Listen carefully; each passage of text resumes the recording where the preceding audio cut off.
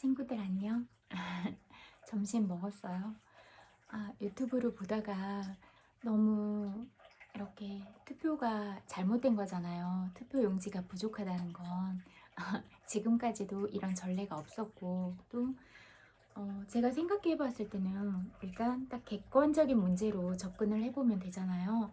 그래서 객관적인 문제로 접근을 해봤을 때 해마다 정부에서는 인구 조사를 하잖아요. 그래서 가구당 몇 가구가 사는지 아니면 어떤 종교에 몸담고 있는지 이런 종교적인 부분도 조사를 하고 그런다고 생각을 하거든요. 그래서 뭐 그 지역마다 통장이 있어가지고 통장이 실질적으로 그 사람이 주소지에 맞게 살고 있는지 이런 부분까지도 다 돌아가면서 조사를 하고 있잖아요. 그렇다면 인구 조사는 충분히 돼 있을 것 같다. 그리고 투표 용지도 뭐 그 전에는 모자란 적이 한 번도 없었잖아요. 그러면 그 전처럼 그렇게 그 전과 같은 분량을 찍어 놨어도 부족할 리가 없을 텐데 서울 한 지역에서만 그렇게 투표 용지가 부족한 게 아니고 다른 지방들도 마찬가지로 부족하잖아요. 그러면 이거는 어디에서부터 잘못됐는가 그렇게 따져본다면 선관위가 이 투표의 전반적인 과정들을 전담하고 있잖아요. 그러면 선관위에서 어떤 이유 때문에 이렇게 투표 용지가 부족했는지 그런 부분을 명확하게 밝히고 그리고 투표를 못한 국민들이 많이 있잖아요. 그러면 이거는 진짜 참정권이란 국민들의 대표 권한이잖아요. 투표를 해서 지금까지 정치가 올바르게 잘 진행이 되고 있는지 그걸 국민들이 냉철하게 판단을 해서 주권자로서 그런 자기의 어떤 권리를 행사하는 이 때가 선거를 통한 이런 어, 날들이라고 생각을 하거든요. 근데 이렇게 기본적으로 국민들이 스스로의 권리, 의견들을 표현할 수 있는 그런 원천적인 부분을 어떻게 보면 빼앗기게 됐다라고 해야 될까요? 빼앗긴 거나 다름없잖아요. 왜냐면 그렇게 참여할 수도 없었으니까. 만약에 개인의 의지로 참여를 안 하겠다고 하면 모르겠지만 참여를 하고 싶어도 참여를 하지 못한 사람들이 많았잖아요. 그래서 이거는 분명하게 명백하게 잘못됐다 이렇게 생각을 하고 또 제가 페북에 글로도 쓰기는 했는데 어떤 한국계 미국인 어떤 교수가 유튜브에서 나와서 대통령 할아버지가 청소년 시절부터 여배우를 강간하고 그래서 학교를 못 갔다 이런 얘기를 했어요. 근데 그건 사실과 달라요. 대통령 할아버지는 진짜로 너무 가난해서 돈이 없어서 못 간 거고 그 할아버지를 공장에 이렇게 손잡고 데려다주는 부모의 심정은 어땠을까 그런 생각이 들고 물론 그 후에 대통령 할아버지가 그런 여배우의 문제에 대해서 잘못한 부분은 맞는 것 같아요. 근데 그렇지만 청소년 시절에 그렇게 하진 않았다. 그리고 또 요점은 뭐냐면 지금 그런 부분으로 선거의 본질을 흐려야 될 때는 아니다. 지금은 그런 대통령 할아버지의 개개인의 사생활이나 그런 부분을 털고자 하는 게 아니라 선거 기간이고 선거란 지금까지 해온 정치를 국민들이 바라본 시각에서 어떤 당이 잘했느냐 그리고 앞으로 어떤 사람이 이 일을 더 잘할 사람인가 그 부분을 바라보고 그 사람들한테 내 소중한 한 표를 행사하는 기간이잖아요. 그래서 대통령 할아버지의 잘잘못과 선거랑 결부시키는 자체가 잘못됐다 이렇게 생각을 하거든요. 그리고 그렇게 미국계 한국인 교수가 주장한 바도 사실이 아니고 그 다음에 그런 부실공사나 이런 부분에 있어서 사람이 죽고 다치고 이런 것들은 있어서는 안 되는 일이잖아요. 그래서 그 부분에 대해서 부실공사를 그냥 묵과하지 않겠다 이렇게 발언은 하신 것 같은데 그 부분과 또 선거와는 다르다고 생각을 하거든요. 뭐 서울시를 압수수색해서 선거 부정선거를 만들려고 했다 그렇게 하는데, 제가 봤을 때는 그런 건 아닌 것 같거든요. 그냥 진짜로 잘못한 부분에 대해서 말을 했지 선거랑 무관한데, 그 부분을 선거랑 연관을 지어서 그렇게 사전투표 기간에 선거의 흐름을 어, 그렇게 뭐라고 할까 흐리게 하려고는 움직임들이 좀 있었다라고 생각이 되거든요. 그리고 오세훈 시장도 대통령 할아버지가 뭐 그렇게 압수수색을 해서 선거를 부정선거로 그렇게 몰아가려고 했다 이런 주장을 했고, 어, 기존에 아니 다른 새로운 세력들이 이렇게 다시 등장하려고 하는데 그 부분은 끝까지 못 보겠다. 대통령의 그런 범죄 사실을 끝까지 몰고 늘어져서 그렇게 하겠다라고 말을 했는데, 그 부분도 맞지 않다고 생각을 하거든요. 첫째는 아까도 말했듯이 선거 기관과 대통령 할아버지의 잘못을 결부시키는 자체가 잘못됐다. 그리고 제가 봤을 때는 대통령 할아버지가 경상도 사람이라서 말을 좀 거칠게 하고, 그래서 저는 개인적으로 말을 함부로 하거나 그렇게 하는 걸 정말로 불편하게 여기고 안 좋아하거든요. 왜냐면 그 말 한마디에 사람이 상처를 받을 수도 있고, 또 그 말 한마디 때문에 희망이라는 빛을 볼 수도 있고, 어렸을 때 누군가의 한마디가 그 사람의 인생을 바꿀 수도 있고, 이렇게 말이란 중요하고 무거운 거잖아요. 근데 한 나라의 대통령이고 한 나라의 어떤 그런 국격을 담당하고 있으면 이 말 한마디가 내 말 한마디에 따라서 모든 국민들한테, 또 우리나라와 연관된 모든 다른 나라들한테 어떤 영향을 미치고 있을까, 이 부분을 생각하지 않고 말하는 것 같아서 제가 그 부분을 좀 강력하게 말하고 세게 주장하고 그러기도 했고, 또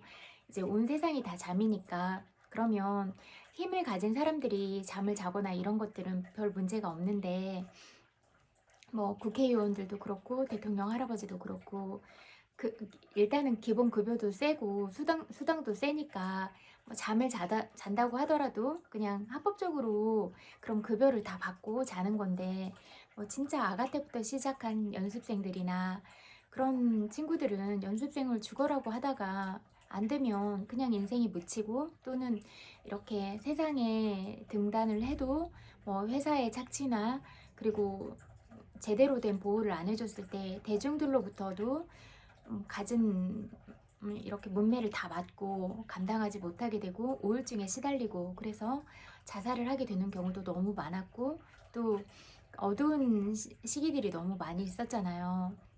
정치와 경제가 자꾸 이렇게 결탁을 하고, 물론 정치권에서도 바르지 못한 부분들이 많이 있었잖아요. 군부 독재 시절들이 오랫동안 이어졌잖아요. 그러다 보니까 그렇게 좀 국민들도 많이 탄압하고 죽이고, 그런 어떤 정당성을 확보하지 못하니까 그 자리를 지키기 위해서 너무 많은 국민들을 죽였잖아요. 그리고 또 어, 경제와 정치가 이렇게 결합을 해서 또 정치를 하면서 요구를 많이 했겠죠, 경제인한테. 그렇게 하고 또 어떤 부분은 그렇게 법적으로 봐주겠다, 사업을 더 확장시키게 이렇게 해주겠다, 이런 부분들이 오고 갔을 거라고 생각을 하거든요. 또 검찰도 검찰의 그런 힘을 이용을 해서 언론과 결탁을 해서 정말로 힘이 없고, 그러나 또 사람들한테는 인지도가 높은 연예인들이 희생양이 돼서 많이 죽었잖아요.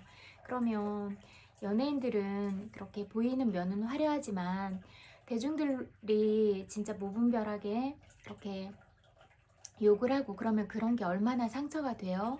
그리고 또 언론에서 방송에서 그렇게 연예인 죽이기에 나서면 어디에 항변을 할 수도 없고, 그렇게 그런 부분들을 혼자 다 감당해내기가 너무 어려우니까, 또 이미지가 손상이 되면 위약금으로 엄청 많은 돈을 물어야 되고, 그러면 인생을 봤을 때 앞날이 보이지가 않잖아요. 그래서 뭐 그런 선택을 하면 안 되지만 어쩔 수 없이 자살을 하고 우울증에 걸리고 그런 사람들은 너무 많이 살아갔잖아요.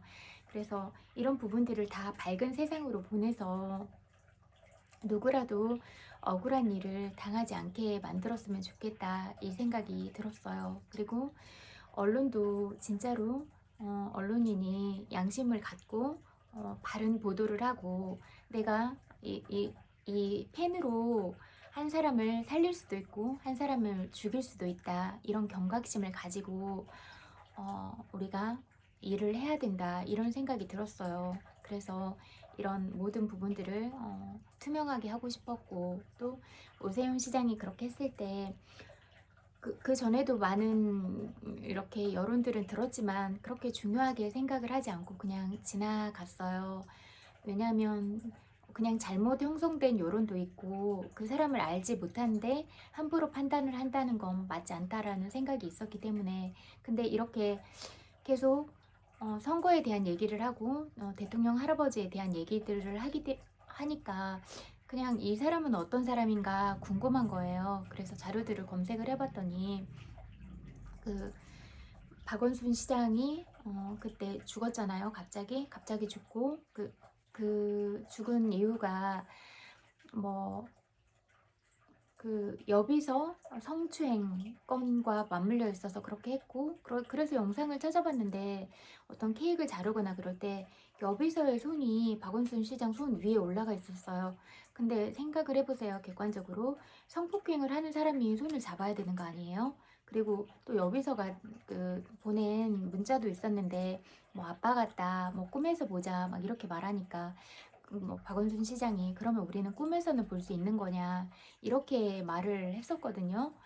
그러니까 비서가 약간 유혹하듯이 그렇게 한 것도 있는 것 같아요. 그래서 이제 또 너무 일중독이고 그러다 보니까 또 어떻게 보면 더 조심하는 게 맞았겠지만, 또 젊고 예쁜 그 여자가 그렇게 하니까 순간 좀 약간 마음이 흔들렸을 수는 있을 것 같아요. 그게 뭐 성추행이나 이런 부분으로까지 연결이 됐다고 생각하진 않지만 그래도 약간의 마음의 동요는 일어날 수가 있겠다, 이런 생각은 들더라고요. 여러분들도 보면 그냥 진짜 예쁘고 매력적이고 그런 사람들이 다가와서 막 너무 좋다고 그렇게 말하면 이렇게 사람이니까 흔들릴 수 있잖아요. 마음이 그냥 그런 정도, 딱 그 정도였다, 이렇게 생각을 하거든요. 그냥 그래서 저는 이런 모든 부분을 좀 우리가 어떤 본능이나 유혹에만 그렇게 흔들리지는 않아야겠다라고 생각을 했어요. 그래서 저도 살아온 날들은 다 잘했다고 보기는 어렵고, 실수도 잘 몰라서 실수도 하고, 또 제가 지어놓은 어변에 따라서 힘들기도 하고 그랬는데, 그래도 뭐 제가 일부러 못된 마음을 먹고 뭐 바르지 않은 생활을 하려고 그렇게 살지는 않았어요. 최대한 바르게 살려고 했지만 저도 어떻게 할 수 없는 어변들을 만나서 그런 어떤 괴로운 과정들을 다 안고, 또 그런 잘못된 선택들을 했을 때 제가 그 누구보다 제가 가장 고통스러웠거든요. 그래서 그런 고통의 순간들을 다 겪고 이제 지나오면서 이렇게 아파 보니까 너무 힘들다, 안 되겠다. 그래서 이제 친구들한테 나처럼 아프지 않았으면 좋겠다. 그래서 사람들을 말을 경청하고 공감하고 위로하고 이런 방향으로 들어서게 됐는데요. 그때도 이제 예쁜 친구들이 이렇게 다가오더라고요. 근데 밀어냈어요. 왜냐면 제 마음이 평정심을 잃고 흔들릴 것 같은 거예요. 예쁜 친구들이 다가오면 그냥 유혹적일 수 있다라고 생각을 했어요. 그래서 계속 밀어내고 그랬는데 이제 이 친구들의 진심을 보니까 너무너무 사랑스럽고 착한 거예요. 그래서 이제 친구로 받아들이고 그랬는데, 이렇게 우리는 어떤 상황에 대해서 좀 객관적으로 바라보고 내가 유혹에 빠지면 어떤 일들이 일어날 수 있는지, 이런 부분들도 좀 잘 생각을 해보고 그렇게 접근을 하는 게 중요할 것 같아요. 그리고 진짜로 마음을 나누고 이런 친구들이 친구로서 이렇게 다가온다면 나도 바른 생각을 가지고 있고 바른 가치관을 가지고 있고, 다가오는 친구도 바른 인성과 바른 가치관을 가지고 있을 때 그게 상생의 인연으로 갈 수가 있다, 이런 생각이 들더라고요. 이게 관계는 너무 중요한데 나만 바른 생각을 가진다고 해서 그런 관계가 형성이 되는 게 아니에요. 그래서 나는 바르게 가려고 하더라도 어떤 흐린 마음이나 바르지 못한 생각을 가지고 다가온다면 그 관계가 건강한 관계로 가기는 어려워요. 그래서 기준을 세웠어요. 제가 제 꿈이 온 세상 사람들을 다 사랑하는 거라고 했잖아요. 그래서 온 세상 사람들을 다 사랑하되 진짜로 인연으로 둘 사람들은 인성, 지성, 그리고 사랑스러운 마음을 가진 사람들을 곁에 두자, 그렇게 생각을 했어요. 이 인연이 이번 생에서만 이어지는 게 아니라 다음 생으로도 연결이 되기 때문에 그건 좀 깐깐하게 따져봐서 생각을 해야 된다, 이런 결정을 해야 된다, 이런 마음이 들었거든요. 그래서 복 중에 가장 큰 복은 인연복이에요. 그래서 친구들한테 말하고 싶은 것도 모든 걸 다 잃어도 사람은 절대로 잃어버리지 말아라. 그리고 내가 지혜를 가지고 바른 마음을 가지고 있어야 좋은 사람을 알아볼 수 있는 안목이 있다. 안목을 갖지 못하면 내가 좋은 사람, 아무리 좋은 사람이 와도 그 사람을 알아볼 수도 없고, 또 그런 바른 사람을 봐도 늘 내가 내 마음에 시기하고 질투하는 마음이 있다면 내가 흐린 시야를 가지고 바른 그 사람의 발음을, 그 사람의 지혜를 바라볼 수가 있겠는가? 아니요, 없어요. 그러니까 늘 내 마음을 바르게 닫고 내가 늘 지혜로운 생각을 가지고 그 사람이 정말로 잘한다면 잘하는 부분을 인정하고 칭찬하고, 또 내가 어떤 부분에서 부족하다고 느끼면 저 부분은 배워야겠다, 또는 내가 저 사람과 다른 어떤 장점이나 매력들을 가지고 있다면 나는 저 사람과 비교할 수 없는 나만의 장점과 나만의 매력이 있어 라고 생각을 하고 내 부분에 집중을 하고 내 인생을 열심히 살아가는 거예요. 다른 사람 인생과 비교하고 다른 사람을 시기하고 질투하고 그럴 필요 없이, 그렇게 하면 내 안에 암세포를 가지고 있는 것과 똑같아서 스트레스를 받잖아요. 암세포를 가지고 있으면. 그러면 스트레스를 받으면 어때요? 내 신체의 건강이 나빠져요. 그리고 또 그렇게 계속 나쁜 마음을, 좋지 않은 그런 기운들을 가지고 살면 뇌세포도 손상이 되거든요. 늘 부정적으로 말하고 늘 다른 사람 시기 질투를 하고 그러면 실질적으로도 뇌에 손상이 와요. 그래서 뇌는 자꾸 사용을 하고 그렇지 않으면 이게 점점 퇴화되잖아요. 그리고 또 이 전두엽은 계속 쓰면 쓸수록 발달을 하게 돼 있잖아요. 그리고 또 살아온 날들에 대한 지혜, 이런 부분이 쌓이고 또 계속 이게 생각을 제대로 하고 생각의 폭을 넓히고 또 생각을 깊이 있게 하고 이렇게 하다 보면 점점 더 지혜로워진 사람이 되고, 또 나 자신을 성찰하고 그러면 인격 도야 면에서도 내가 인격적으로 성숙한 사람이 되고, 또 다른 사람한테 말을 할 때 함부로 하지 않고 늘 내 안에 사랑과 감사, 또 이런 평화로움이 있다면, 내가 내 마음이 행복하면 다른 사람한테 하는 말도 사랑스러운 말, 감사의 말을 할 수가 있는 거잖아요. 그래서 이런 모든 것들이 다 연결이 되어 있다, 이렇게 볼 수 있고, 지금 이 사태를 보더라도 이렇게 어떤 유혹적인 부분이나 권력 다툼이나 기존에 있는 어떤 기득권을 지키기 위해서 어떤 무력적인 방법이나 그런 정말로 사람들한테 해서는 안 되는 폭력적인 부분, 이런 부분들을 나의 이기심, 내가 지금까지 잡아온 권력, 이런 권력들을 지키기 위해서, 또는 권력을 이렇게 권력의 자리에 있으면서 어떻게 보면 사사롭게 내 이득을 취하고 이런 부분들은 없었는가, 이렇게 나를 성찰을 해보고 그렇다면 정말로 잘못된 일은 아닌가, 이런 생각을 해볼 필요가 있다라고 생각을 해요. 왜냐하면 국민들은 진짜 이렇게 하루하루 살아가면서 정말로 고생을 하고 뭐 생활비를 하고 교육비를 하고 이렇게 모든 경제를 담당하면서 쪼개서 낸 세금들이잖아요. 그런 세금들이 정말로 국민들의 피와 땀, 눈물이 있는 이 세금을 큰 사업, 버리지 않아야 될 큰 사업을 하면서 거기에 쏟고, 또 어떤 공사를 하면서 부실 공사를 하고 그 사업비를 따로 챙기고 이런 일들이 있다고 하면 국민들은 누구를 믿고 살아가야 되겠고 국민들의 억울함은 누가 풀어주고 그러겠어요. 그러니까 진짜로 내가 공직자로서 청렴하게 이렇게 살아가고 있는가, 진짜 울면서 피와 땀을 흘린 국민들을 이 돈을 100원이라도 허투루 쓰이지 않게 노력을 해야 되는데 내가 과연 그렇게 하고 있는가,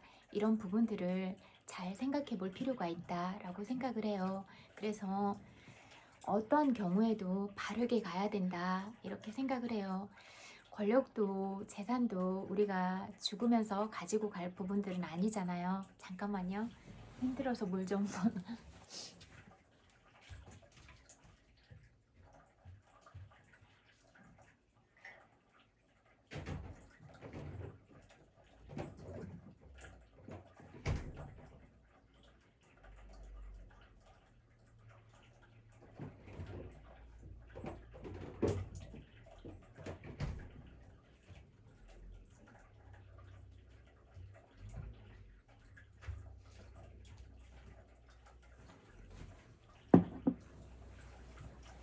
그래서 우리가 어떤 위치에 있던지 다른 사람들의 입장에 대해서 충분하게 생각해보고 검토해보고 갔으면 좋겠다, 그런 마음이고, 또 우리가 뭐 부자로 태어나거나 아니면 이렇게 권력의 중심에 있어서 그동안 다른 어려운 사람들보다 내가 어떤 교육의 기회나 어떤 혜택이나 경제적인 혜택이나 이런 부분들을 많이 누렸다면, 아, 그래도 내가 복을 많이 지어서 이런 혜택들을 누리는구나, 이런 현실에 대해서 감사하게 여기고, 나보다 못하고 나보다 어렵게 살고 그런 사람들을 늘 측은하게 여기고, 내가 이렇게 감사함을 누리고 있는데 그러면 어떤 부분으로 내가 좀 도울 수 있을까, 이런 부분을 생각을 해보고 조금이라도 내가 가진 마음과 내가 이렇게 좀 보낼 수 있는 어떤 정성스러운 마음들 있잖아요.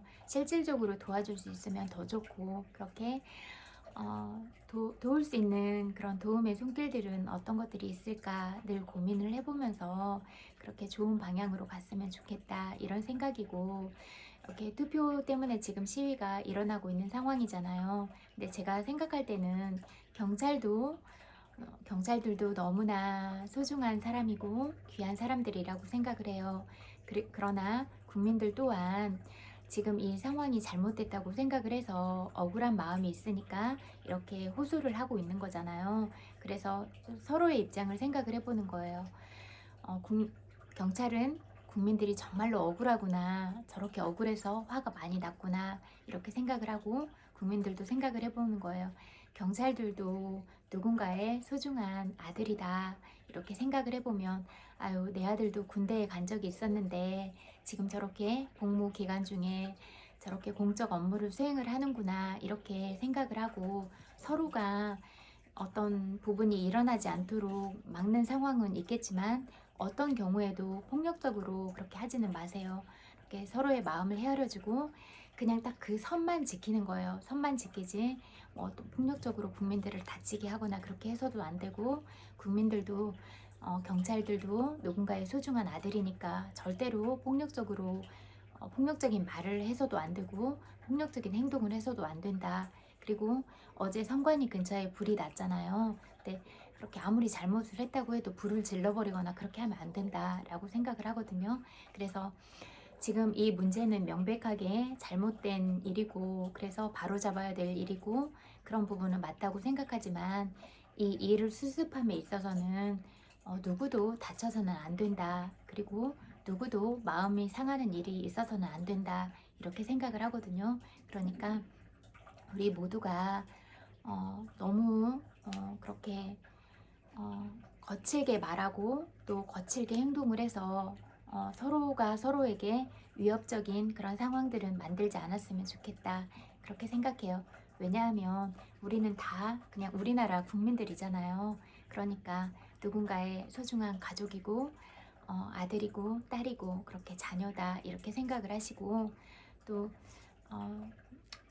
그냥 어쩔 수 없어서 공적인 업무 수행을 해야 돼서 저렇게 하고 있나 보다라고 생각을 하고, 또 아까 말했듯이 국민들이 참 억울하구나, 분하구나 이렇게 마음을 바라봐 주시고, 또 선관위에 대해서는 사람들이 이렇게까지 분노하는 데는 정말로 이유가 있다. 우리가 정말로 잘못했구나.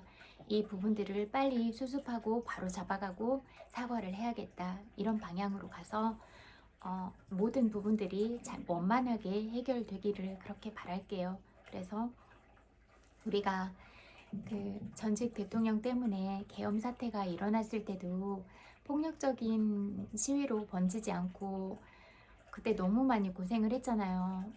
밖에 나가서 눈을 맞으면서 자기도 하고, 진짜 잠자리가 불편하고 화장실도 없고 그랬을 때도 우리가 서로 손난로도 선물하고 서로 먹을 것도 전달하고, 또 어떤 사람들은 카페에 가서 선결제를 해서 사람들이 추위에 떨지 않도록 그렇게 커피를 먹고 갈 수 있게도 하고, 버스를 대절해서 거기서 쉴 수도 있게 하고, 빵도 나누고 이렇게 따뜻함들을 나눴잖아요. 어떻게 보면 우리 국민들의 저력은 위기 상황에서 더 스스로 이렇게 똘똘 뭉치고 서로를 더 배려하고 이런 부분에 강한 이렇게 사랑이 있는 국민들이라고 생각하거든요. 그래서 이번에 또 위기가 찾아왔다. 이 위기는 바르게 잘 해결해 나가면 된다. 그래서 문제들이 이렇게 터졌다는 건 어떤 부분에 골마 있는 부분들이 이렇게 밖으로 표출이 됐고, 이 부분은 그냥 다 잘 해결만 하면 되지 큰 문제는 없다 이렇게 생각을 하고, 어떤 일이 터져도 꼭 해결할 수 있는 방안들이 있다 이렇게 생각을 하시고, 우리 모두가 지혜를 모으고 어떤 방향으로 좀 더 나아가면 좋을까 이렇게 생각을 해보고, 또 서로를 배려하고 존중하고 그러면서 서로의 마음을 아프지 않게 그렇게 해결해 나가는 방향으로 갔으면 좋겠다, 이 말을 하고 싶어서 켰어요. 왜냐면 이게 일파만파 커지면 서로가 너무 많은 상처를 받고 다치거나 그런 사람들이 많이 있겠다 이런 마음이 들어서 누구라도 다치지 않았으면 좋겠어서 그런 마음으로 켰어요. 이런 저의 마음이 여러분 한 분 한 분한테 잘 전달되기를 바라고, 또 저도 일이 어떻게 잘 진행이 되고 있는지 이렇게 세밀하게 보면서 또 얘기를 할게요. 그래서 혹시 이렇게 억울하고 분한 마음 때문에 점심 못 드셨다면 일단 밥부터 드세요. 밥부터 먹고, 그래도 뭘 해도 에너지가 있어야 마음을 챙겨서 일을 또 할 수가 있으니까 밥부터 드시고, 또 시원한 커피나 좋아하는 그런 차도 한 잔 드시면서 이렇게 어렵고 급한 마음이 들수록 깊게 심호흡을 한번 하고 나한테 이렇게 좀 감정을 추스릴 수 있는 그런 시간들을 주시고, 우리가 마음 감정을 정리를 하고 이성적인 판단으로 가지고 와서, 그렇다면 감정적이지 않게 어떤 방향으로 해결을 하면 좋을까 이렇게 문제를 해결하는 방향으로 우리가 생각을 해보기로 해요. 종이에 적어봐도 좋겠어요. 1. 어떤 문제가 있다. 2. 어떤 문제가 있다. 3. 그러면 어떤 방향으로 하면 좋겠다. 이렇게 쭉 적어서 이성적인 사고로 이렇게 객관화 시켜서 보면서 문제들을 해결해 나가기로 해요. 여러분 각자의 위치에서 정말로 고생 많으셨고 너무 많이 속상해서 그런 부분을 바라보는 제 마음도 너무 안타깝고 속상한 마음이 들었어요. 그래서 우리는 다 같이 좋은 방향으로 가야 될 그런 친구들이고 서로 사랑해야 될 사람들이지, 누가 누구를 아프게 하거나 다치게 하거나 그러기 위해서 태어나진 않았다, 그 말을 하고 싶어요. 그래서 마음이 힘들고 또 날씨가 더워서 못 없고 그런 오늘이지만, 그래도 여러분들이 또 밥도 먹고 차도 마시고 그러면서 조금의 여유를 갖고 또 이성적인 판단을 하고 이렇게 서로가 서로를 존중하고 사랑하는 이 기본적인 마음 바탕을 가지고 문제를 해결해 나갈 수 있으면 좋겠다, 그 말을 하고 싶어요. 정말 많이 사랑하고 정말 많이 고생하셨어요. 그리고 너무 목소리를 높이거나 너무 그렇게 해서 내가 가진 에너지를 불필요하게 써서 지치지 않기를 그렇게 바랄게요. 이런 일들이 없어도 더우니까 이 더운 날씨 자체가 불쾌지수를 줄 수가 있고 그러잖아요. 그래서 우리가 조금씩 더 노력을 해서 이렇게 더 좋은 방향으로 갔으면 좋겠다 이 말을 하고 싶어요. 좋은 방향으로 일이 잘 해결됐으면 좋겠어요. 지금까지 제 이야기를 들어주셔서 너무너무 감사드리고 정말 많이 사랑해요. 여러분 마음 안에 평화로움 그리고 다시 사랑과 감사의 에너지로 채우고 평정심을 유지하면서 문제 해결의 관점으로 그렇게 객관적이고 냉철한 시각을 가지고 그런 방향으로 문제를 해결하기로 해요. 고마워요. 사랑해요. 안녕.